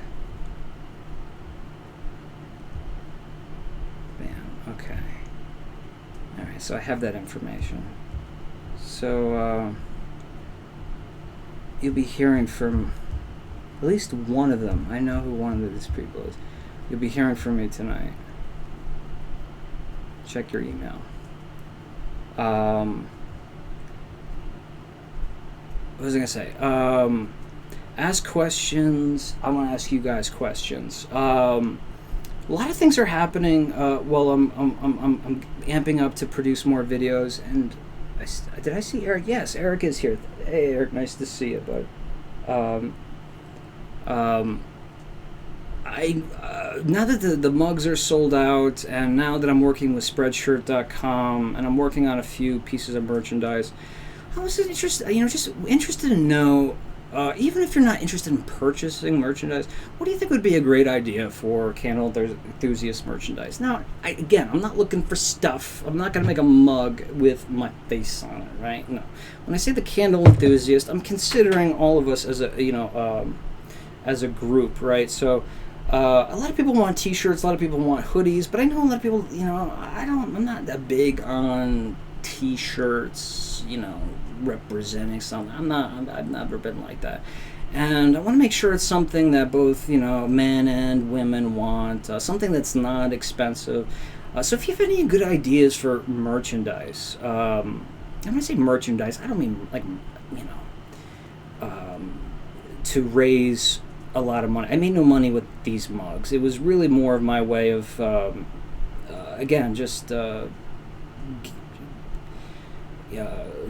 charging essentially the cost of what I paid for them, but also allowing you guys to get a little bit of token. But I now that they're gone, I'm missing it.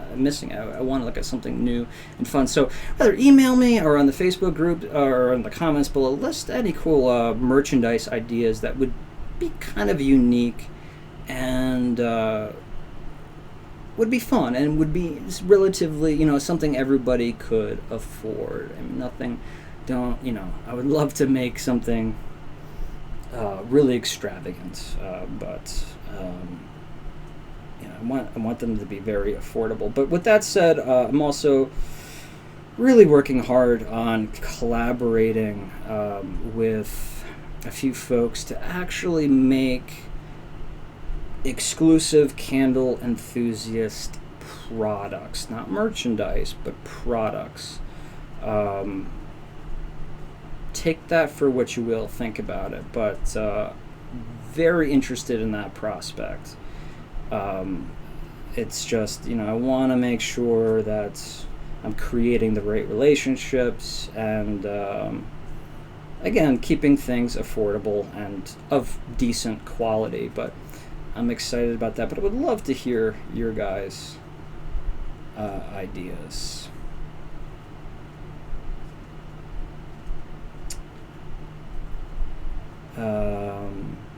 Can you do stickers like Which Shitty Wicks? Yeah, that is very easy.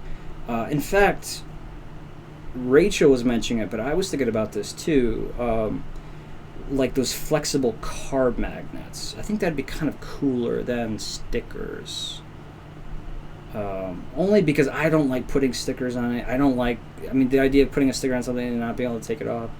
But they would be cheaper. But yeah, definitely. Something like that would be really fun. Pin or a badge. See, when you say pin, I'm like, nah, but when you say badge, that sounds cool. A Candle Enthusiast badge. That's interesting. A friend of mine is making custom dog tags. And I'm like, is that too hardcore for the Candle Enthusiast crowd? Like dog tags? I'm like, no, that'd actually be cool. Especially if they were like, came in different colors. And you could use them for your like your keychains. So there's a lot of cool ideas.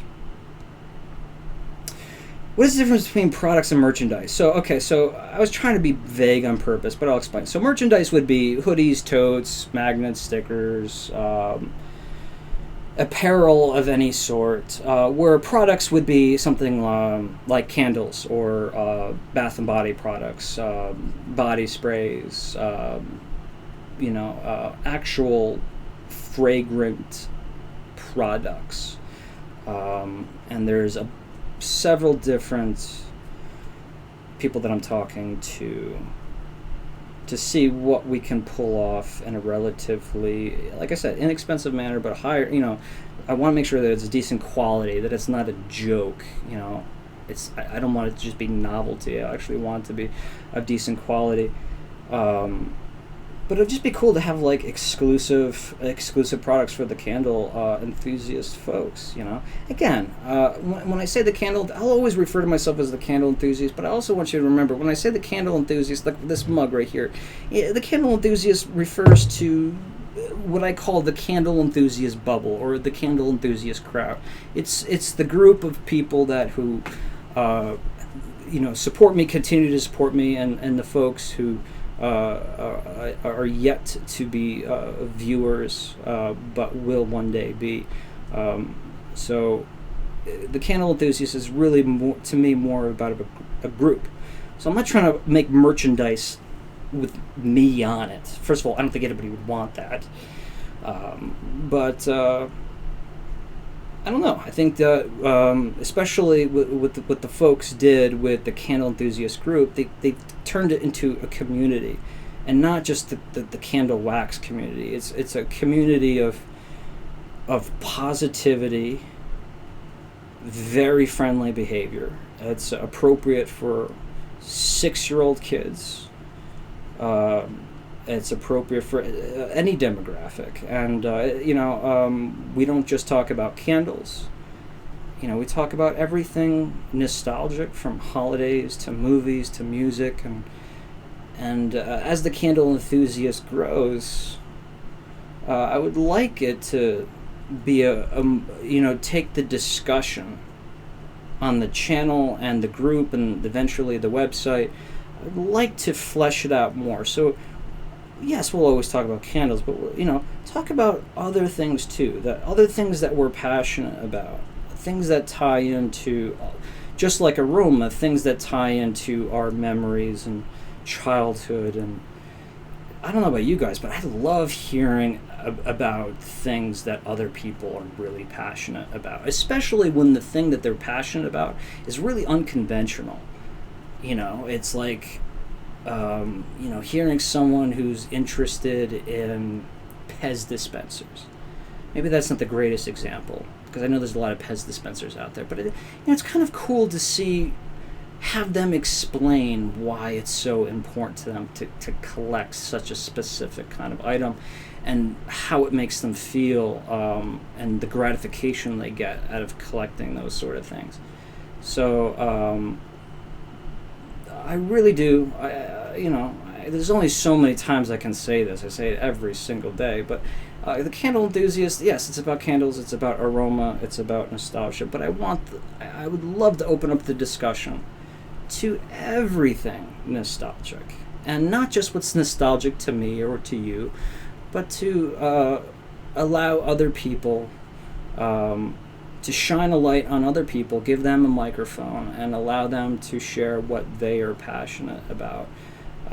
Because to me, what I think this is really all about, the biggest satisfaction of the Candle Enthusiast is sharing passion. and it kind of helps you find find friends, establish relationships, but also, discover, how you can find this kind of kinship with complete strangers that you've never even met before. I've had some very interesting conversations, long conversations, with people I've never met that have found me through this channel. So, like I said, I just want to continue. Lisa Ball. Oh wait, no, I'm thinking of no. I haven't seen you in the longest time. My running joke, which was a bad joke, as I said, is there any relation to Lucille? Thank you for dropping in.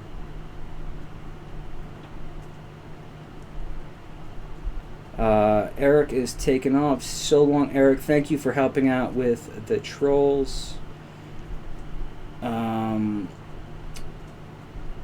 I put stickers on my water bottles. That's a good idea, says Nicole. I agree with reusable tote would be nice. Okay, I'll take that serious then. I wasn't sure. I'm a tote person, but that's only because I don't know if any of you guys live in California, and maybe some other states do it now too, but you have to pay for grocery bags, so I just got used to carrying around totes. Also because I go to the post office a lot. So a tote would be fun. My voice is cracking.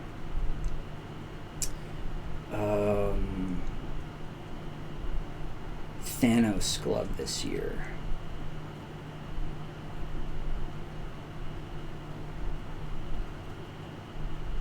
I would love to represent the Candle Enthusiast by carrying a tote. Oh man, we're getting a lot of votes for totes. What would be a good slogan? Hashtag live enthusiastically. Hashtag aromatic adventures. Hashtag something else. Just say the Candle Enthusiast. Should there be a logo or a design? Wow, another one. Jennifer, yes, a tote bag is a great idea. I need some because they are going to start changing 10 cents per bag. This is what I was just saying. So they're changing it to Connecticut too. 10 cents per bag, like California, in August. And they're bad for the environment anyway. Well, that I agree with. Christmas ornaments. It's funny, that sounds like such an obvious thing, but I haven't thought of it, and that's actually really cool, because it immediately brings a couple ideas to my mind of what those ornaments can be. I like that. That light up.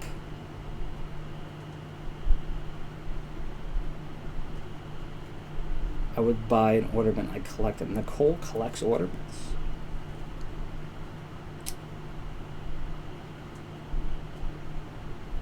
Another tote bag. No relation, says Lisa. That's alright. You get charged for bags too? You're in New York. Wow. That's... Oof. New York has a ban on plastic bags starting soon. Maybe this is just all a good thing. Plus, I don't like paper bags. And I've always been... or plastic bags. I've always been confused. When they say paper or plastic... what are you supposed to say? Meaning, what is better for the environment? I would imagine paper, and I prefer paper, but I never know what to say because I don't want to give them the wrong answer. We charge for bags in the UK. It goes to charity, though. That's good.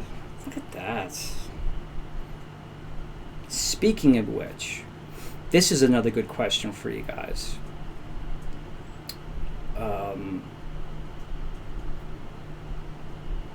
I really would like at some point to find, and in my heart I have one that I've picked out, but a charity that every so often, especially when I start getting the videos pumping out again, and maybe Patreon picks up a little bit and there's more funding for the show, or if I sell things on eBay, that there's a charity that I can donate some money to. It's something that is very important to me, and I've never had the excess of money to really do something like that.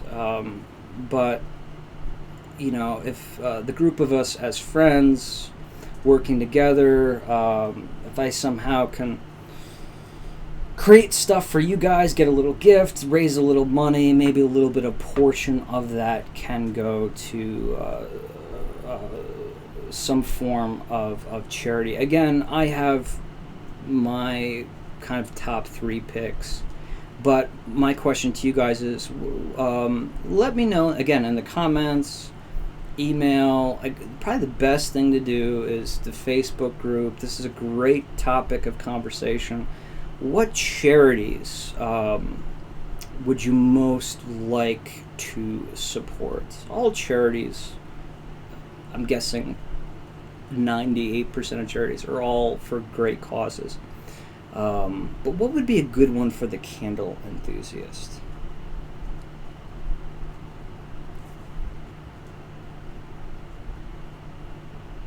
Thank God I have you moderators here today.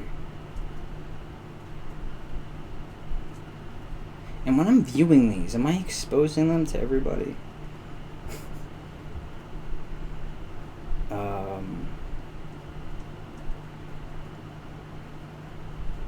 The tagline should include the phrase waxing nostalgic, because that's kind of the whole vibe, and it's a little bit of a pun. Waxing nostalgic. I like the idea. My silence is me trying to think of a joke. I like it. I like it.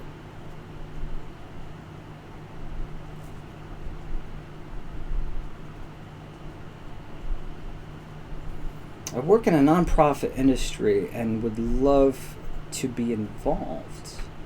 Hey, there you go. So Nicole is from the very beginning, long time a moderator of the Facebook group, and so if you do go over the Facebook, you'll become fast friends with Nicole, I'm sure. But maybe Nicole, you can kind of, because I'm so forgetful, maybe we can kind of chit chat in a group chat with all the moderators and talk about maybe working something like that out.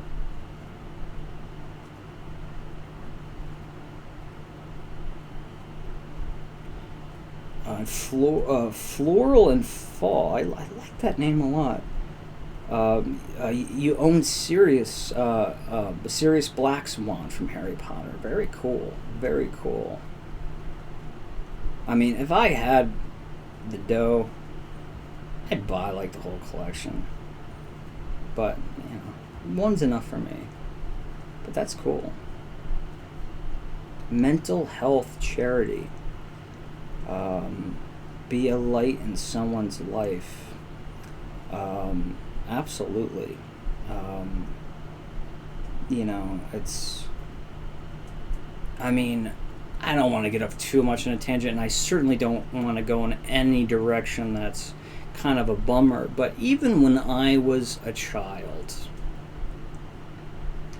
and I'm not saying I'm young, I'm not, but I mean, in the long scheme of things, wasn't that long ago.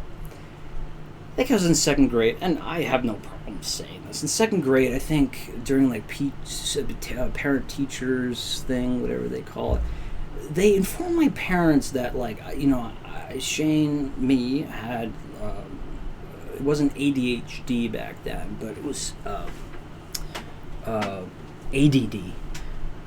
And they were informing my parents about it. And, those are just the days, like, my dad kind of took that more as, like, they're insulting my son. Like, it just, mental illness was just, at least in my family, it just wasn't understood or taken seriously. I don't feel like, yeah, I think, and this is not me saying this. This is just, it's a big topic for me that a lot of people just who don't experience any kind of anxiety or panic, depression, simply think, folks are just making it up, or, they're being dramatic.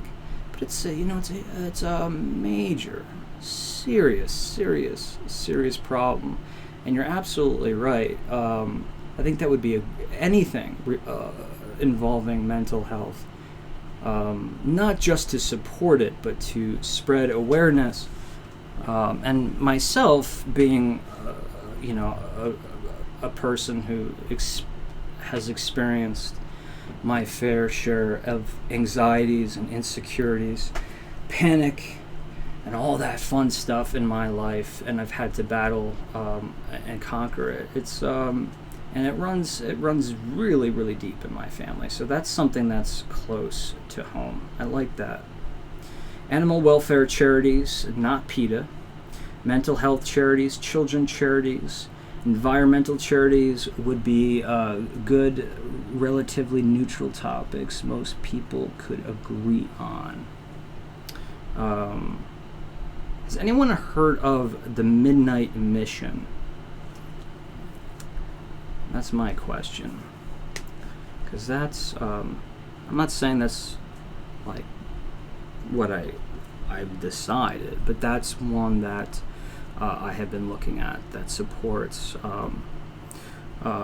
homeless, especially those, a lot of, not especially, but a lot of them which were veterans who really just kind of lost control because of the system and medical issues because of trauma and disabilities. A lot of scary stories out there, and I think that would be something I would love to support. And even better than that, it was a charity that Tom Petty supported for decades. So it would actually have a little extra special meaning to me. What time are we at here? This has been fun. We have 45 people on our second channel. Let us hit that thumbs up button, and you see those 3 thumbs downs that we have? They'll disappear. I'll tell you why. Because those trolls, those profiles will be deleted. It's funny. It's like it just doesn't even bother me. PTSD says Curious Cat. Yes. This is really only the second time I've mentioned it publicly, but I lost my father earlier this year, and he was in the thick of things in the Navy of the Vietnam War. And growing up, the Navy, and you heard all these good stories. Like, he was a part of the pickup of Apollo 10. Like, they picked up the returning vessel on the ship that he was on, the USS Princeton. So as a child, you heard all the good stories, like the hero, he was, such a hero and an inspiration. But, later in his life, he started opening up about the really, really dark stuff. And he was not diagnosed because he just lived with it his entire life. He was finally diagnosed with PTSD in his mid-60s. His mid-60s. That means, what was it? He was 24, 25 when he got out of the service. All those years, kept it inside, never shared it with anybody. That's really really tough. But he always had terrible nightmares, and we just thought he was a bad sleeper. Leslie, take care, taking off. Alright, so let me do this. Let me sum this up. This has been a really fun day for me. A lot of stuff I did. Very relaxing. But I do want to let you guys go. I need to get some stuff done. Tomorrow's a busy day for me. I'm actually going to be hitting the road. Nothing too special, but it's always fun getting on the road and getting out of the house. Hope the weather holds up. And it's candle related tomorrow, so I want to make sure I get all my stuff done today, have a nice dinner, get to bed early. And for everyone joining in on this live and the last live, thank you so much. And again, I just want to just always say it and repeat it because it's my responsibility as a YouTuber. Please, if there's any way you can help spread the word to help us grow as far as subscriber count, viewer count, sharing videos is always great. Maybe not live streams because if you've never, it takes maybe it takes a little bit of people knowing a little bit more about who I am and what I do to sit and watch an hour-long live video. But take a video that you enjoy. Doug from Spooky Villages just sent me a message.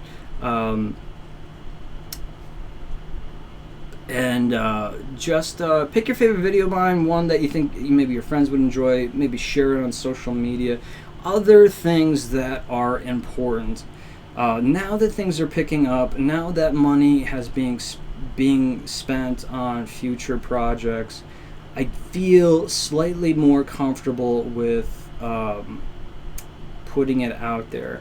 I haven't mentioned Patreon in a long time, but Patreon is a very easy and fantastic way to help not give me money for clothing, for rent, for anything like that. I don't even use the money towards the candles. I buy the candles, or companies send them to me, and I share them with you. But for those of you who are really interested in seeing on the road, going places, doing things, the more money we can raise collectively.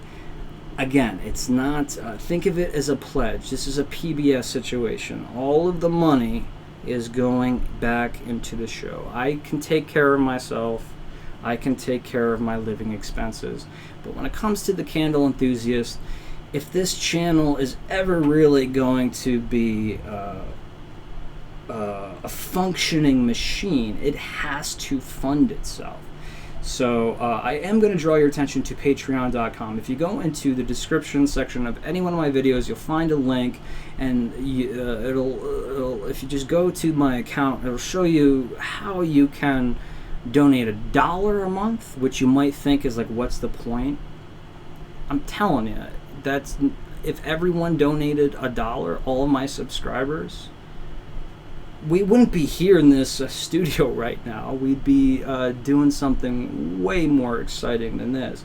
So it's not about how much you give. It's just about, if you can spare, whatever you can spare, the more money we can raise, the more things we can do. And don't think about it as, also, because it puts a lot of pressure on me too. The money that we raise, it's an investment. It's a lot of the money that I've raised, I still have for this channel. It's pocketed because I want to spend it. I want to spend it on big projects that are going to push the envelope.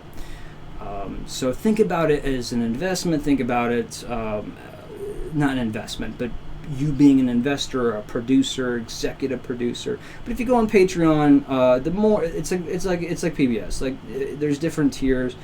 If you chip in a little bit more a month, you get a little bit of a bigger prize monthly. Also, if you just don't want to deal anything with that and want to keep it completely anonymous, you can check out. You could just throw in, again. Please don't send a lot of money. Please. That's the only thing I ask. But you can do like a direct deposit into the Candle Enthusiast PayPal account. All these links are down below. Also, when I have things up on eBay, I usually give you guys a heads up when things are on eBay. There's nothing up right now. But the other thing too is a lot of people feel uncomfortable with sharing money. I found that out very quick, and I completely understand that. People sometimes much rather say like, well, what do you need? Like if I were to give, donate money, what would you do with, like, what would you buy? Whether it be equipment or a trip. If you would rather contribute in some way, but not in the form of money, I put together a wish list on Amazon from things that cost $5 to things that cost big money, just in case we have Bill Gates tuning in. But there's tons of way to support the channel. But I will say this from the bottom of my heart, and this is the most sincerest thing I've just said all day. The biggest way you can support me, my artistic efforts, my channels, even my well-being, the best way you can support is simply by watching the videos. If you don't have money, please don't send money. If you don't have an extra few dollars to throw in, I'm not asking you to do that. All I'm suggesting is if you have the means, or if you have the ability to throw in a couple dollars a month, or whatever you can afford or spare, it really would help out. But with that said, all I'm ever asking you guys to do for support is to check on me every once in a while, check out the videos, make sure I'm doing good, send me a message every so often.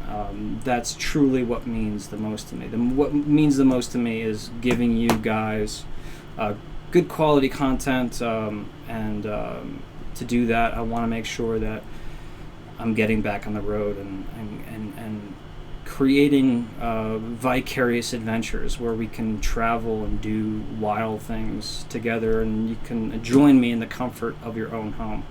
So thank you all so much for joining. Coasters are coming. Floral and Fall said, how about coasters? I actually have a good friend who's working on a video right now. He's going to be doing Candle Enthusiast coasters. We're just still working on the design, so that will be happening. Coasters for beverages, but also coasters for candles. So thank you for pointing that out.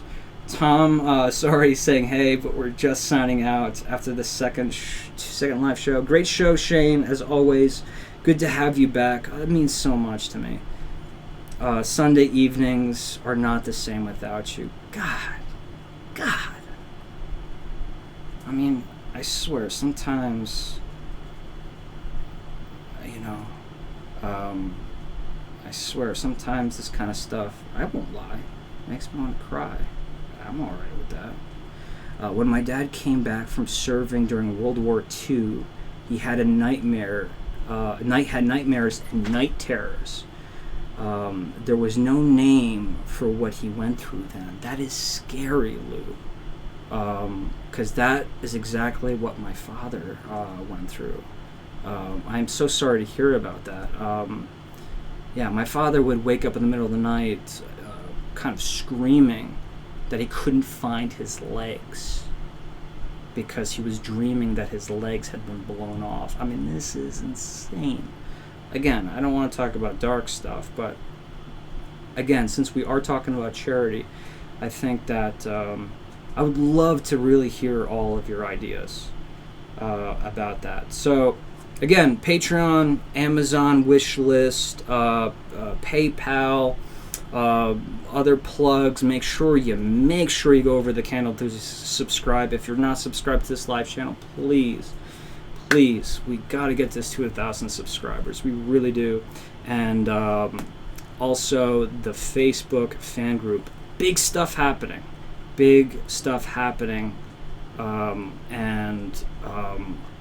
This is the time of the year when candle season really begins. It's perfect timing. Just go on to, everybody has a Facebook account. Go over to Facebook, in the search bar, type in the Candle Enthusiast Facebook fan group. Just type in the Candle Enthusiast, it'll come up, and request to join, and check out the group. And you know, if you get along with everybody, fantastic, you're welcome. If it's not your thing, you can leave and we'll still be friends.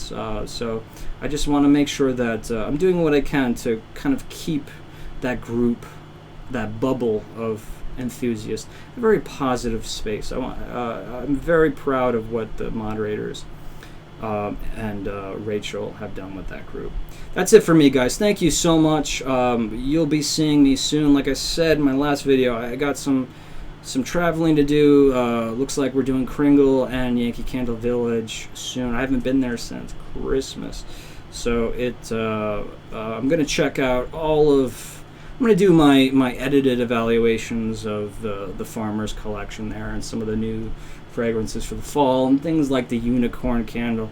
It's just always much more fun to evaluate them inside the village. Plus, we can do live videos, give you a little bit of a tour and show you a lot of the accessories. But also, we haven't been to Kringle in a really long time, so maybe, we'll go to Kringle and we'll do a live and maybe a short edited video there as well. Again, one more time, thanks for everything. You guys mean the world to me. I truly mean that.